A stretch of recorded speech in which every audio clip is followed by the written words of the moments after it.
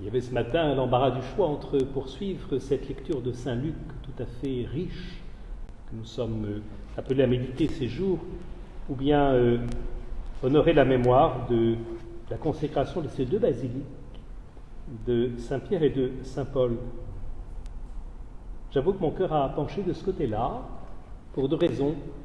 La première, c'est que ce mois de novembre est décidément riche en mémoire, et qu'elle nous invite, cette mémoire, à porter dans la même main, le 9 novembre, la consécration de Saint Jean de Latran, et en ce jour, celle de Saint-Pierre et de Saint-Paul. On a comme un concentré là de ce mystère de Rome, de la manière dont cette primauté de Pierre et de ses successeurs s'enracine bien sûr dans une église locale qui est celle de Rome, dont il est l'évêque, et sa cathédrale nous le rappelait, mais s'enracine aussi dans ce double témoignage de Pierre et de Paul, admirablement réunis en cette cité, d'autant plus fortement donc évoqué pour nous que le XXe siècle est décidément un siècle très très riche de beaucoup de points de vue, et en particulier au plan archéologique, a permis de retrouver dans l'axe même de l'autel de Saint-Pierre ce noyau primitif du site, du lieu où Saint-Pierre a reposé à côté du cirque de Néron, et que nous avons toute probabilité, même plus que probabilité, et certitude que archéologiquement nous sommes là dans une continuité de la vénération de ce lieu, qui faisait dire au prêtre Caius au IIIe siècle: si tu viens à Rome, je te montrerai les trophées de Pierre et de Paul. Voilà, cette continuité de la vénération de ce lieu, si parlante pour nous. Puis il y a une deuxième raison, qui n'est pas sans nous retenir aussi, c'est la place que Rome peut avoir dans la famille Martin. Vous savez qu'on est en plein dans le mois de ce fameux voyage de Thérèse, se rendant donc à Rome pour obtenir du pape l'autorisation d'entrer dès 15 ans au Carmel. C'est sa grande et dernière chance qu'au moins le pape dise « Allez, on y va ». Ils sont partis le 4 novembre de 1887. Ils sont revenus le 2 décembre, presque un mois, et on est en plein dedans. On pourrait jour après jour suivre leur parcours, et là nous sommes à Rome avec eux. Thérèse nous dit, et c'est tout à fait intéressant parce qu'on vient d'entendre ce récit de l'arrivée de Paul à Rome. C'est beau d'ailleurs dans les actes de le suivre pas à pas, arrivant à pied depuis ce lieu dit du Forum d'Appius et des 3 tavernes, avec quelques compagnons. Il entre par la Via Appia Antica à Rome. Eh bien c'est ce lieu-là qui a le plus frappé Thérèse, parce qu'il se trouve qu'elle aussi, arrivée donc à Rome, commence bien sûr, mais bien sûr non, par bel hasard, par cette découverte.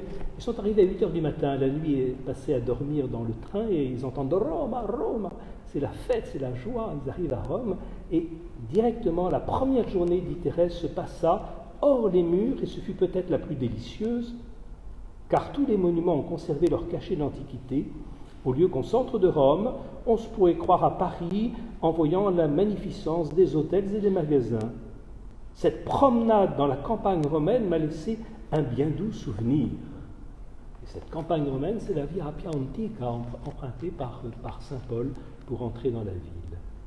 Et alors c'est là qu'elle découvre les catacombes de Sainte-Caliste, qui auront un tel impact sur elle, ainsi que ces 2 belles figures de Sainte Cécile et de Sainte Agnès, ces martyrs de l'Antiquité, avec lesquels elle s'identifiera un petit peu dans sa manière de donner sa vie pour le Christ.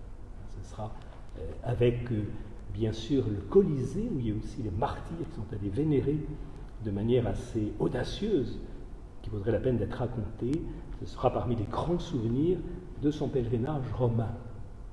Donc celui qui nous permet d'évoquer, elle est passée à Saint-Paul hors les murs, elle est passée aussi à Saint-Pierre. Mais à Saint-Pierre, elle était sans doute occupée par bien autre chose, rien moins que par la rencontre du pape lui-même, qui, à au dire de certains, fut un fiasco, et qui en fait a apporté une paix dans le cœur de Thérèse. Elle avait fait la commission qu'elle avait à faire, elle pensait qu'elle avait été au bout de ce qu'elle pouvait demander pour accomplir la volonté du Seigneur, Le pape lui avait dit, écoutez, si le bon Dieu le veut, vous entrerez. Donc il l'invitait à laisser maintenant entre les mains du Seigneur la décision. Elle s'est réalisée avec un tout petit peu de retard, mais voilà, elle avait quand même cette conscience qu'elle pouvait être en paix, tout en gardant une amertume dans son âme, parce qu'elle aurait tellement aimé que ça puisse se précipiter davantage. La hâte, l'urgence chez Thérèse. Il faut regarder du côté du papa pour en savoir plus sur Saint Pierre de Rome que nous vénérons aujourd'hui. Quand 2 ans avant, Louis Martin eut cette grâce, non pas d'arriver à Jérusalem, puisque le bateau ne lui a pas permis d'aller jusque-là, à Smyrne, la navigation s'est arrêtée, mais au retour, le grand souvenir de son pèlerinage via Constantinople, c'est Rome. Louis nous écrit ceci. Nous voici enfin arrivés à Rome, à 6h30 du matin. 2 ans après, ils arriveront à 8h. Saint-Pierre est bien pour moi ce qu'il y a de plus beau au monde. J'ai prié pour vous, écrit-il à ses filles, pour vous que j'aime tant. Il est si doux de prier là. La prière réapparaît dans la lettre suivante. J'ai bien pensé à vous dans tous les sanctuaires que nous avons visités. Voilà, tout ce que je vois est splendide. Il y a juste une note de tristesse, c'est que le pape est prisonnier. Depuis la réunification de l'Italie, le pape est enfermé, s'enferme, est enfermé dans le Vatican. Ah, quelle tristesse que le Saint-Père soit ainsi en captivité. Cela fait tache, et cette ombre nous fait broyer du noir malgré tout. Mais le noir qu'il va broyer, c'est plutôt celui de quitter Rome, tellement il s'y est plu. Et il a cette expression dans la 2e lettre.